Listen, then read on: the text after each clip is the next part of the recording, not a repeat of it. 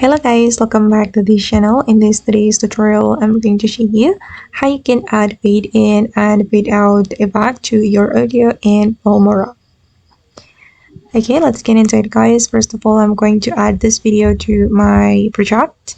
And then if we want to add fade in and fade out effect to our audio, we need to go to the audio setting right here. And wait, let me increase the volume. Okay, and then we can scroll down until we find the fade in and fade out effect, and you can adjust the duration of the effect. Going to adjust for the fade in effect. I'm going to set it around 3 seconds, and then for the fade out I'm going to set it the same. Okay, and now the fade in and fade out effect have been applied to this audio, and I'm going to play it guys. Okay, this is for the fade in effect, and for the fade out.